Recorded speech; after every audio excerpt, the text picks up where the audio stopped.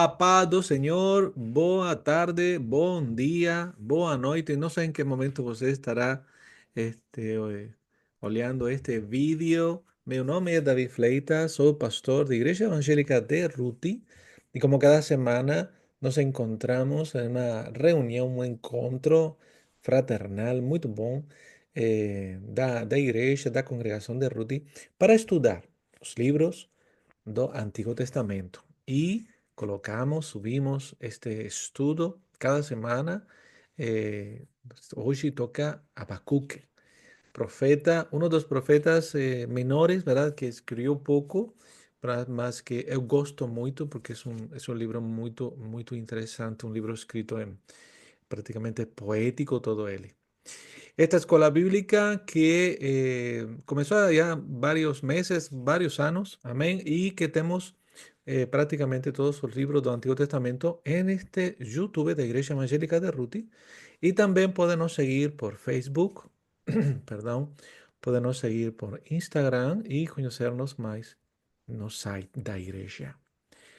Bem, hoje falamos de Habacuc. O ministério de Habacuc aproximadamente durou uns 7 anos, dos 612 até 605, e com un tema, ¿verdad? Una frase que podemos extraer de este libro, problema de fe. Problema de fe do profeta Habacuc. Como sempre que vamos a estudar contexto histórico, geográfico, muito importante para saber em que momento, onde é que os profetas falavam, para quem falavam, onde estavam eles, que acontecia também en ese lugar, ¿verdad? Las naciones colindantes. Síntesis do livro, vamos a falar do nome, autor, data, tema central, esbozo, resumen do conteúdo y que aprendemos de este libro maravilloso que es el libro de Habacuc. Contexto histórico. Bien, ya falamos, ¿verdad? 605 AT 612, perdón, 612 AT 605. Lembremos que siempre en el Antiguo Testamento todo que va antes del nacimiento de Cristo es de mayor a menor. Amén. Entonces vamos a encontrarnos 626 acá, si logra ver aquí en Babilonia, Nabopolassar invade Babilonia. ¿Sí? 614, Azul cae pelos medos. 612, Medos y Alianza Caldeo destruyen Asiria. 610, los asirios invaden Arán, más Nabopolassar gaña. 609, Josías, o rey Josías, muere en la lucha contra Necao y Egipto, con el faraón, ¿verdad? El rey Necao cae en 605 contra Nabucodonosor y en los 605 encontramos a Nabucodonosor invadiendo Jerusalén. La data, ¿verdad? Triste para el reino de Judá. Pero aquí un poco você puede ver qué estaba aconteciendo, ¿verdad? En esos otros lugares, en la época no que el profeta Habacuc em, estaba trabajando en su ministerio. Aquí vamos a encontrar ya un poco más detallado os profetas. Aquí en verde encontramos a Habacuc, ¿sí? En los 612 y que fue poco antes da queda do Reino do Sul, ¿sí? Lembremos, perdón, 931 se dividió el reino, ¿sí? Jeroboam, Roboam, se dividió en dos reinos, Reino do Norte, Reino do Sur. 722 queda do Norte por causa do Imperio Asirio. 586 queda do Reino do Sul, ¿sí? Llamado también Reino de Judá, Reino do Norte llamado también Reino de Israel. 576. Então vamos a encontrar que Habacuc foi muito perto, este livro foi muito escrito perto, ¿verdad?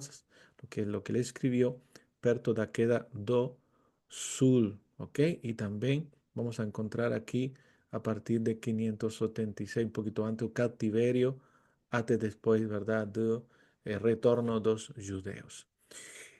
¿Qué aconteció? ¿Quién eran los reyes de Judá en la época do profeta Habacuc? Bien, encontramos al rey Josías, un rey muy importante, filho de Amón, que comenzó a reinar con 8 anos, na idade adulta restaurou o templo, promovió adoración a Deus, renovando alianza entre Deus y los israelitas, ¿verdad? Los judíos, y fue el último rey de Judá que fue fiel a Deus. Amén. ¿Sabe cuando lembre de ser rey Josías? Fue el último rey que fue fiel a Deus y con él hubo un avivamiento, ¿verdad? Una renovación. Después del rey Josías llegó el rey Jeocás, 609 a.C., que era filo de Josías, y él fue muy ruim, reinó apenas 3 meses. Fue deposto pelo faraón do Egipto, que colocó a su hermano no trono, ¿sí? Y aquí encontramos a Jehoaquín, que fue filo de Josías, hermano de Jehoacás, não seguiu a Deus e se tornou vassalo do rei de Egipto e depois foi acorrentado para ser levado a Babilônia enquanto o exército babilônico sitiava Jerusalém. Este rei viu morrer a seus filhos, foram arrancados seus olhos e foi levado a Babilônia. Ok? Bem, nome do libro y autor. Habacuc, que puede significar, no están todos muy seguros, pero puede significar abrazar. No se sabe mucho sobre el profeta Habacuc, excepto lo que aparece en su libro. Habacuc profetizó a Judá en términos de Babilonia. Y esto es algo que algunos, ya hemos visto, algunos profetas usan, falan de naciones inimigas de Dios, más que su mensaje está, ¿verdad?, también direccionado a o reino, en su momento reino del norte y en esta ocasión o reino también de Judá. Muchos profetas declaran o pecado de su pueblo, mas Habacuc enfatiza a violencia y los excesos dos opresores que amenazan Judá, en este caso los caldeos. Cuando hablamos de los caldeos estamos hablando de los babilonios, ¿ok? Él le presenta su profecía revelando sus preguntas a Dios. Daniel Sofas hizo. Esto es muy interesante porque este libro del profeta Habacuc es una conversa prácticamente con Dios. Es una queixa. O sea, vamos a leer algunos textos bíblicos que aparecen en Habacuc. Prácticamente es una queixa, ¿verdad? Donde él le fala por qué está aconteciendo lo que está aconteciendo, por qué Dios permite que los enemigos de Judá ataquen y Dios comienza también a responder. Daniel también aparece en el libro de Daniel esta forma en conversa con Dios. Além de un profeta, Habacuc era un poeta. Y de facto tal vez él fuese un cantor levita do templo. No es seguro. Pues por la forma en que él escribe, parece un poeta, parece un levita. Y que tocó uno o dos más instrumentos. Por ejemplo, en Habacuc capítulo 3, al final, ¿verdad? Vamos a saltar un poco para el final. Habacuc capítulo 3, verso 19, podemos leer aquí, encontrar, amén. Verso 19 dice, o Señor Deus é a minha fortaleza e faz os meus pés como os da corça e me fez andar altaneiramente. Y al final dice, ao mestre de canto para instrumentos de cordas. Da esa sensación de que fue, la verdad es que él era levita, o pelo menos tenía conocimiento de cántico, ¿verdad? Para Dios. En cuanto a forma, el libro es completamente escrito en poesía hebraica. Mismo sabemos que es un libro profético clasificado de acuerdo con su contenido, como encontramos en el libro de Miqueas, ahí aparece mi cámara, es Miqueas, Nahum, Sofonía, ¿verdad? El mismo Habacuc. Data do livro, sempre falamos, ¿verdad? De aproximadamente nos 607 antes da invasão de Babilônia. Não há evidências no livro da intervenção, não há evidências no próprio livro de a invasão de Babilônia. Após 612, la profecía contra Asiria, que vamos a encontrar en Nahum capítulo 1, verso 1, y Sofonías capítulo 2, verso 13. Y esa posa muerte do rey Josías, pelo contexto de Habacuc capítulo 1, verso 2 y 4. Ok, estamos hablando de esto porque son detalles que nos pueden dar una cierta orientación de qué data fue en que el profeta escribió. Capítulo 1, verso 2 até 4, dice, ¿Hasta cuándo, Señor, clamaré y tú no me escucharás? Gritarte violencia y no salvarás. Por que me mostras a iniquidade e me fazes ver a opressão? Pois a destruição e a violência estão, pois a destruição e a violência estão diante de mim, há contendas e o litígio se suscita. Por esta causa a lei se afrouxa, a justiça nunca se manifiesta, porque o perverso cerca o justo, a justiça é torcida. Então, é possível que fuera por volta del 2607. Então, aproximadamente, ¿verdad? Sabemos que aconteció, que él escribió este libro profético. Tema central. Podemos encontrar até dois. Um livro que não é muito largo, muito longo. Tem 3 capítulos nada mais. Pero podemos encontrar al menos dois. Caldeus, Babilônia, como instrumento de teste para ajudar e a sua destruição subsequente.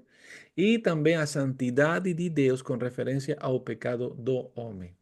Isso podemos dizer que são os dois temas centrais do livro do profeta. Y esta es la grande pregunta. ¿Cómo un Dios santo permite o progreso do mal sin impedimentos? ¿Cómo Dios usa un povo perverso para enviar julgamento sobre seu povo? Esas son las grandes preguntas que el profeta fez, ¿verdad? Para Dios. Y son preguntas que hoy en día también hasta creyentes, ¿no? Escuchamos. ¿Cómo es posible que Deus não faça nada, ou parece que não está fazendo nada, quando vemos, verdade, como o mal está progresando, está a crescer cada dia mais, e como, verdade, naquela época, estamos já falando daquela época, como Deus permite, verdade, que um povo perverso, como era Babilônia, como foi a Síria, como foi Nínive também em seu momento, envie, verdade, para julgar a seu povo. Ven textos llaves muy importantes para poder comprender el libro de Habacuc, capítulo 1, verso 13, y leemos: Tú és tão puro de olhos que não podes ver o mal, e a opressão não podes contemplar, porque, pois, toleras os que procedem perfidamente e te calas quando o perverso devora aquele que é mais justo do que ele. Nuevamente, lembremos que este libro profético está hablando está hablando para Judá, mas también está hablando para Babilonia, ¿ok? Está hablando para Judá, pero también está hablando para Babilonia. ¿Por qué? Porque a rebeldía, a idolatría, la desobediencia, la injusticia estaba a crecer de una manera incontrolable dentro de Judá. Los ricos eran más ricos y había mucha injusticia por causa, ¿verdad? Por causa de essa diferença dentro da sociedade de Judá. E o profeta está não somente falando de algo que iba a acontecer, que foi essa invasão de Babilônia, sino que também está falando de todo o que ele está olhando dentro de Judá. Lembremos que finalmente Deus usa, ¿verdad?, a opresor, a Babilonia, como castigo, precisamente por causa da desobediencia, por causa da injusticia, por causa do pecado, da idolatría, que era una constante en el pueblo de tanto de Judá como de Israel, y que iba en aumento. Amén. Iba en aumento. Ya llegó un momento en que Dios faló, ¿verdad? Se acabó y entonces permitió pecado. Capítulo 2 verso, no permitió pecado, perdón, permitió o castigo.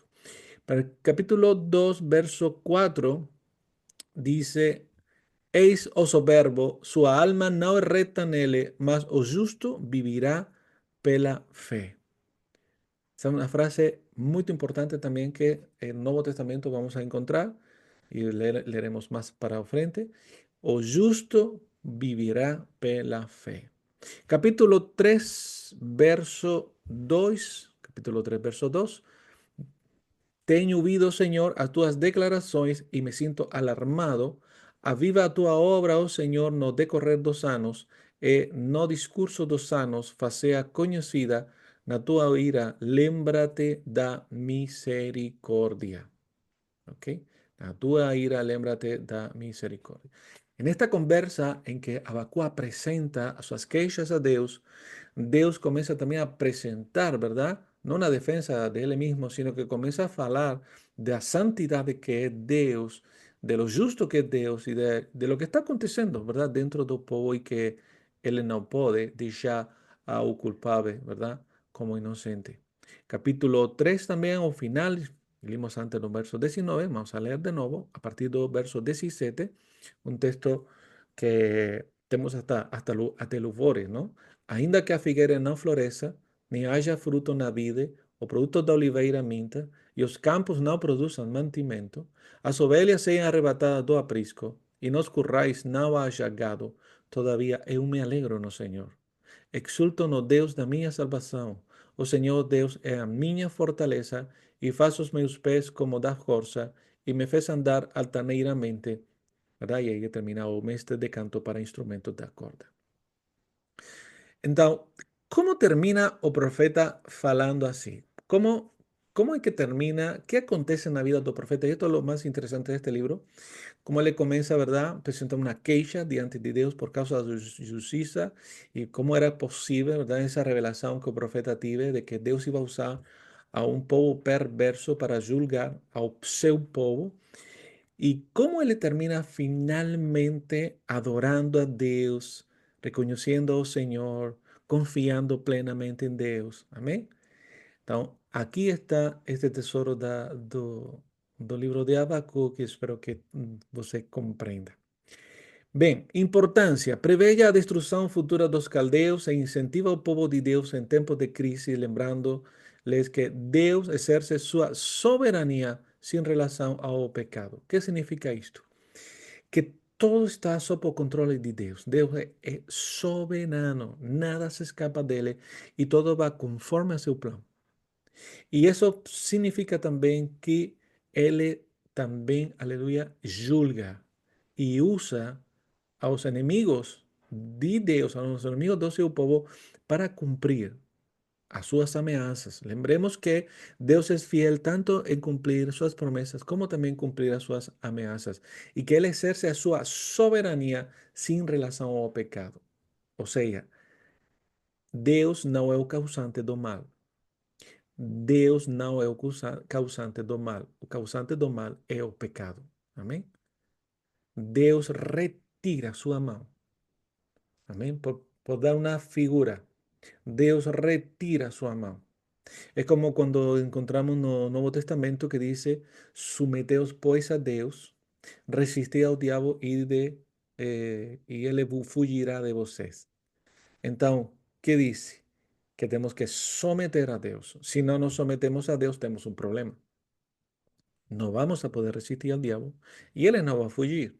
Pero si nos sometemos a Dios, él va a fugir por nos. No, porque Dios, ¿verdad? Está ahí cuidando de nos. Esa es una matemática que se cumple en el Antiguo Testamento y el Nuevo Testamento. Amén. En nuestras vidas, mismo que no somos creyentes, somos hijos y filhas de Dios. La palabra de Dios nos aconseja a estar, ¿verdad? Humillados, ¿verdad? A quebrantar nuestras vidas, a entregarnos por completo a Dios. Amén. ¿Por qué? Porque hay peligro en nuestras vidas. Hay peligro espiritual para nuestras vidas de ese león rugiente, ¿verdad? Que está buscando, pesquisando a quién devorar. Entonces, no podemos negar la existencia de un peligro que es real para nuestras vidas. Amén. Entonces, ¿cuál es la solución? Someteos, pues, a Dios. Amén. Bien, esbozo. Y aquí vamos a poder comprender qué fue lo que aconteció en el corazón de Habacuc. Cómo alguien y los profetas tenían una comunión con Dios muy especial, ¿eh? Como Dios falaba con él y se mostraban ciertas cosas. Y cómo él presenta, ¿verdad? Ese problema de fe en el capítulo 1. Cómo un Dios santo permite impiedad de progrida sin impedimento. Y él está falando, lembremos, da situación do reino de Judá, mas también va a estar falando, ¿verdad? De lo que va a acontecer en el futuro, da invasión de Babilonia. Cómo Dios permite que una nación maligna triunfe sobre su pueblo.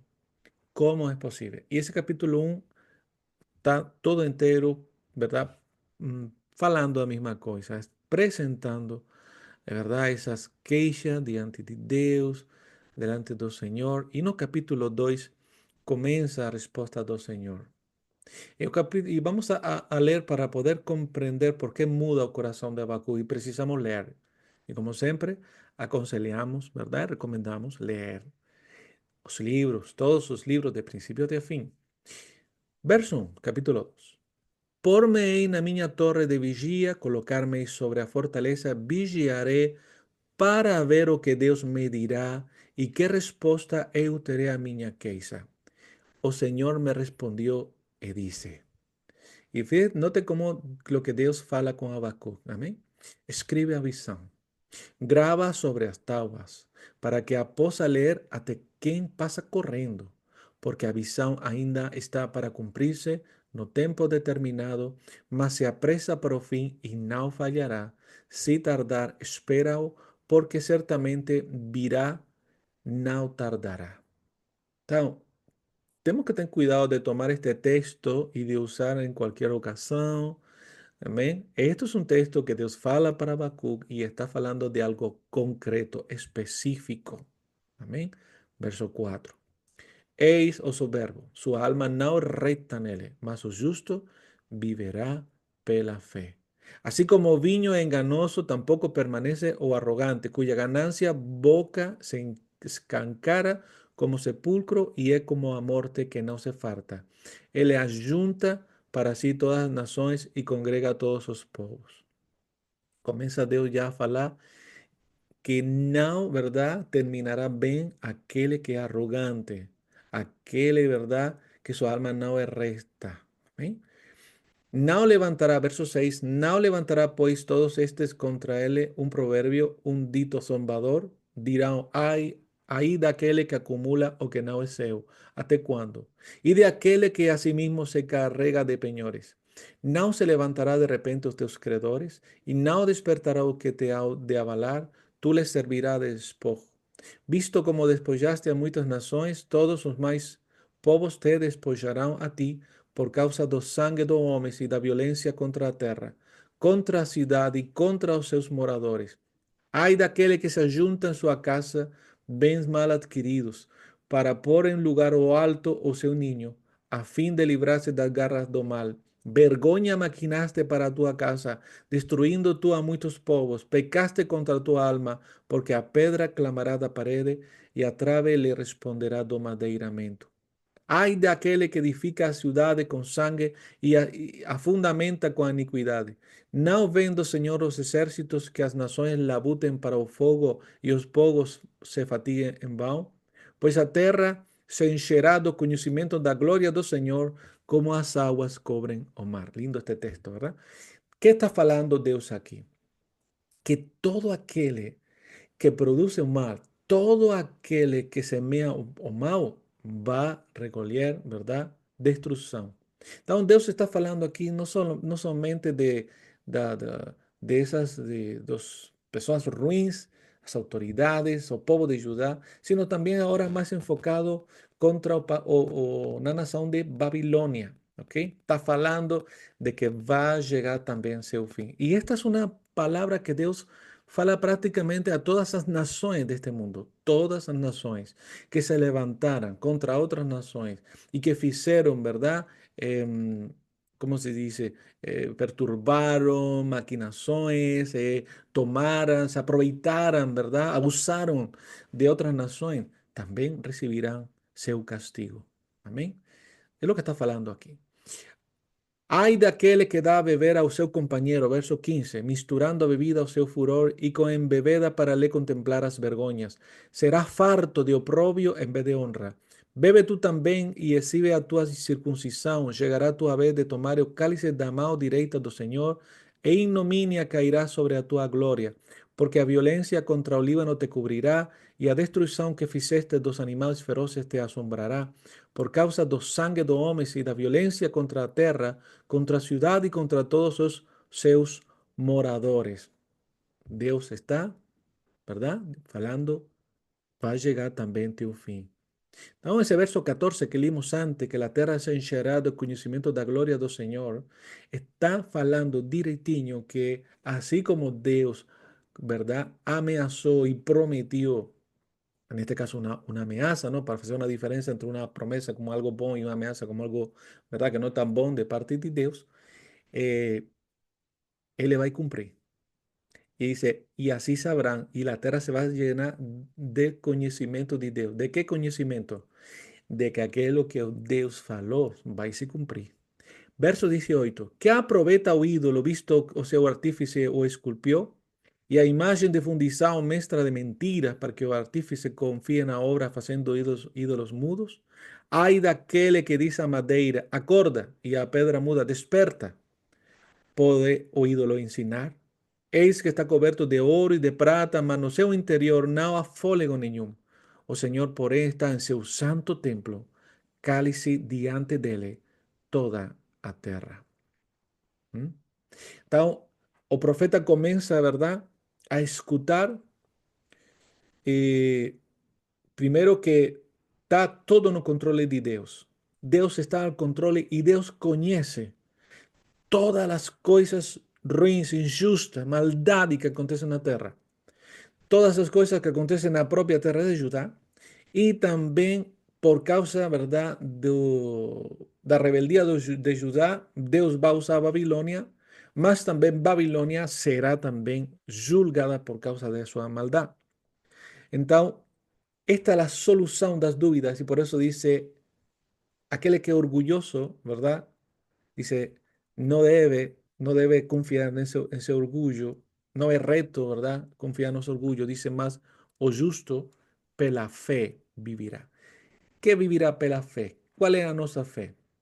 La fe en la palabra de Dios, la fe en las promesas de Dios, la fe, ¿verdad? Lo que Dios fala. Y ahí entonces comienza, ¿verdad? Dios a mudar el corazón de Habacuque. Comienza Deus a mudar, a trocar o coração de Abacuque para que Abacuque comece a olhar para Deus. Amém? Não na situação, não na circunstância. Ele tem uma queixa com Judá, ele tem uma queixa pelo que vai acontecer, porque ele está olhando o que vai acontecer, mas ele começa a ver, amém? Que importante isto. Comienza a escuchar y comienza a ver a Dios que está no control y eso le da una confianza inabalable y una oración de fe que você va a poder leer no capítulo 3 que conocemos, ¿verdad? Como a oración, aleluya, la oración de Habacuc. Amén. Aquí encontramos, ¿verdad? En este capítulo 1, la segunda parte, la parte B, cómo Dios permite que una nación más triunfe sobre su pueblo, a crueldad y idolatría, ¿verdad? Que estábamos leyendo ahora. Y en el capítulo 2, capítulo 3, encontramos la confianza. Como creyente debe esperar humildemente, confiando en la respuesta de Dios. O julgamento recairá sobre los caldeos por causa de sus 5 pecados, injusticia, ¿verdad? Maldad, proveito. A soberania de Deus sobre a terra permanece. Y en el capítulo 3 que gustaría de leerlo, porque es maravilloso este capítulo 3. Acho que para mí es uno de los capítulos que más tocan mi corazón do Antiguo Testamento, especialmente de estos profetas do final do libro do Antiguo Testamento, cuando él pide por avivamento. Dice oración do profeta Habacuc, su forma de canto. Habacuc capítulo 3, verso 2. Tenho ouvido, ó Senhor, as tuas declarações e me sinto alarmado. Aviva a tua obra, ó Senhor, no decorrer dos anos, e no discurso dos anos faceha conhecida. Na tua ira, lembra-te da misericórdia. Deus vem de Temai, do monte de Pará, vem o santo. A sua glória cobre os céus, e a terra se enche do seu louvor. O seu resplandor é como a luz, raios brilham da sua mão, e ali está velado o seu poder. Adiante dele vai a peste, e a pestilência segue os seus passos. Ele para e faz tremer a terra. Olha e sacode as nações. Esmigalham-se os montes primitivos, os outeiros eternos se abatem, os caminhos de Deus são eternos. Veio as tendas de Cusá em aflição, os campamentos de terra de Midian tremem. ¿Acaso es contra os ríos, Señor, que estás airado? É contra os ribeiros a tua ira ou contra o mar o teu favor, já que andas montado nos teus cavalos, nos teus carros de vitória? Tiras a descoberto o teu arco e farta está a tua aljava de flechas. Tu fendes a terra com rios. Os montes te veem e se contorcem. Passam torrentes de água, as profundezas do mar fazem ouvir a sua voz e levantam bem alto as suas mãos. O sol e a lua param nas suas moradas ao resplandecer a luz das tuas flechas sibilantes. Ao fulgor do relâmpago da tua lança, na tua indignação marchas pela terra, na tua ira calças os pés às nações. Tu sais para salvamento do teu povo, para salvar o teu ungido. Feres o telhado da casa do perverso e lhe descobre de todo fundamento. Traspasas a cabeça do guerreiro do inimigo com as suas próprias lanças, os quais como tempestades avança para me destruir. Regocíllanse como si estuviesen para devorar o pobre as ocultas. Marchas como teus cavalos pelo mar, pela massa de grandes aguas. Ouviu e meu íntimo se conmovió. A sua voz tremeram meus lábios. Entrou a podridão nos meus ossos e os loélios me vacilaram, pois em silêncio devo esperar o dia da angústia que virá contra o povo que nos acomete. Deus fala com o profeta Habacuc, mostra a verdade como ele é soberano, como Deus tem controle, amém? E começa Habacuc a pedir, Senhor, faz um avivamento, traz avivamento à minha vida, traz uma renovação na minha vida. Por quê? Porque Habacuc estava só olhando as circunstâncias e havia esquecido de olhar para Deus. Estaba colocando su fe, ¿verdad?, en que las cosas mejoren, en que la situación mejore. Y había dejado de olhar para Deus. Mas cuando Deus fala, ¿verdad?, o coração de Habacuc muda e começa então a pedir por um avivamento. Os julgamentos passados de Deus garantem, são uma garantia para o futuro. Assim como Deus fez, também fará novamente. E então, irmão, aqui você vai encontrar, aleluia, o resultado dessa oração, a sinal de que realmente Habacuc vivió un avivamento. Y cuando nos pedimos como igreja hoje em dia que o Senhor traça um avivamento a nossas vidas, devemos de lembrar Habacuc. Porque avivar significa olhar a Deus. E quando olhamos a Deus, quando conhecemos a Deus, quando nossa fé está focalizada no Senhor e conhecemos a Ele, conhecemos a Cristo e somos convencidos, ¿verdad? Y convertidos, aleluya, en lo que Deus quer em seus filhos, com um coração contrito e humilhado, e podemos olhar a Ele e podemos escutar a Ele. Então, toda a nossa vida muda e podemos experimentar no Espírito lo que Habacuc continuou escrevendo no verso 17, que a alegria do crente, amém? Que só pode ser encontrada em Deus, na certeza de que Ele defenderá a sua causa e o seu caráter santo. E ele diz, ainda que a figueira não floresça, nem haja fruto na vide, o produto da oliveira minta, e os campos não produzam mantimento, as ovelhas sejam arrebatadas do aprisco, e nos currais não haja gado. Pense que ele começa no capítulo 1 queixando-se de tudo isto, queixando-se da opressão, queixando-se da falta, verdade? A miséria que estava acontecendo por causa da justiça, da maldade, e como Deus iba a permitir que uma nação, agora ele já não está olhando isso. Agora ele tem um conhecimento, uma revelação maior de Deus, e por isso é que ele diz, todavia eu me alegro no Senhor. Que podamos, que Cristo pueda amadurecer en nuestra vida para podernos no cantar esto, hermano, experimentar eso en nuestra vida, acreditar esto con todo nuestro corazón. No importa lo que esté aconteciendo, no importa lo que esté aconteciendo en nuestra vida, no importa lo que esté aconteciendo, aleluya, en nuestra familia. ¿Por qué? Porque Dios está en no controle. Dios está en no controle. Nuestros olhos tienen que estar en Él, en Cristo, autor y consumador de nuestra fe. Todavía eu me alegro. ¿En qué? En la melhora das situações. Não, eu me alegro em algo ainda superior, em algo maior. Eu me alegro no Senhor. Exulto no Deus da minha salvação. porque Ele é a minha fortaleza. Ele que levanta minha cabeça, Ele que me dá força, Ele que me ajuda, el que me preenche da sua presença para continuar. E diz, Ele me fez meus pés como da corça e me faz andar altaneiramente. En espanhol dice que me hace caminar en las alturas. O sea, Él me leva a lugares donde yo posso olhar de maneira tão diferente, irmão. Y preguntaba a los hermanos, aleluya, en esta semana, qué tan diferente es olear desde la tierra a olear, aleluya, desde los lugares donde estamos sentados juntamente con Cristo, los lugares celestiales. Tenemos que abrir nuestros ojos espirituales. Amén. Él nos hace hacer y nos hace andar. Amén. Y cuando nos oleamos eso, hermano, sinceramente, nuestra vida, nuestro corazón, nuestro espíritu, todo muda. Aleluya. Deus es justo y soberano, y sus jeitos todos a desobediencia para tener misericordia. Es soberano y sujeitó todos a desobediencia para tener misericordia de todos.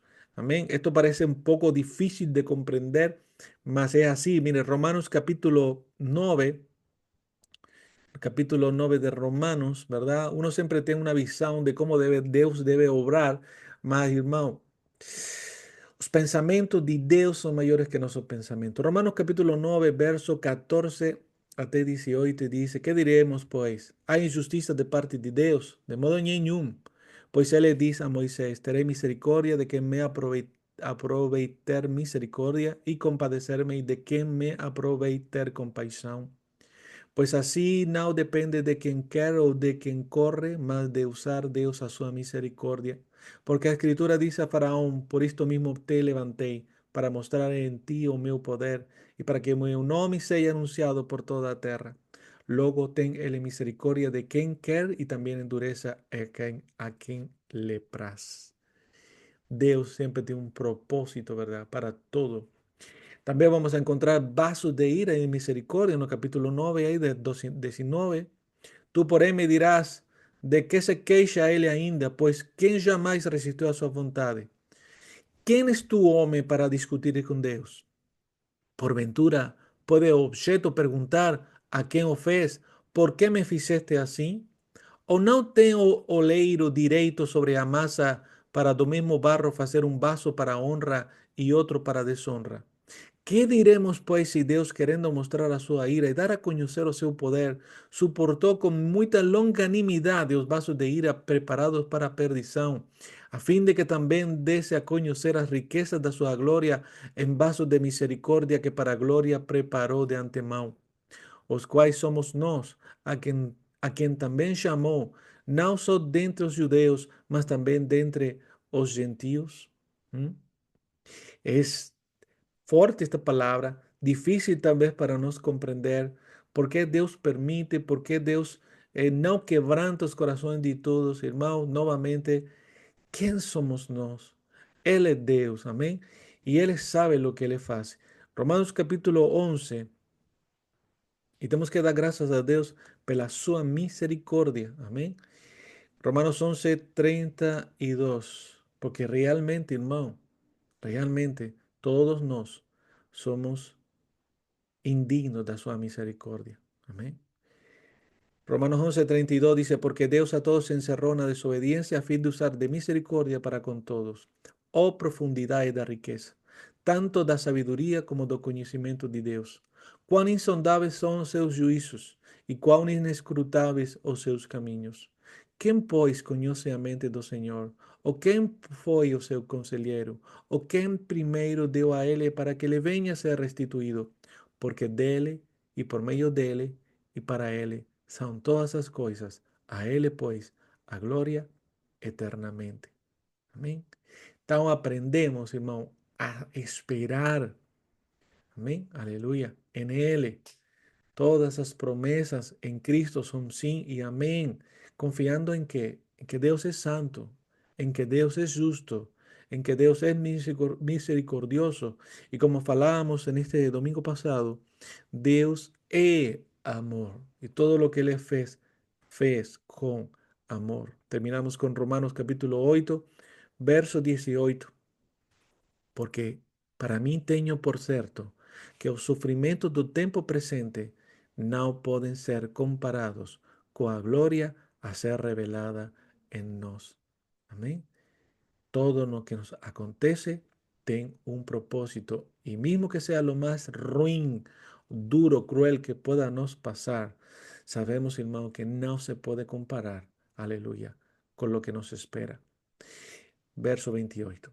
Sabemos que todas as coisas cooperam para o bem daqueles que amam a Deus, daqueles que são chamados segundo o seu propósito. Agora, eu pergunto, ¿cuál es nuestro bien? Sabemos, ¿verdad? Y que acreditamos en este texto, todas esas cosas cooperan para bien. Pero ¿cuál es ese bien? Nuestro bien es Cristo.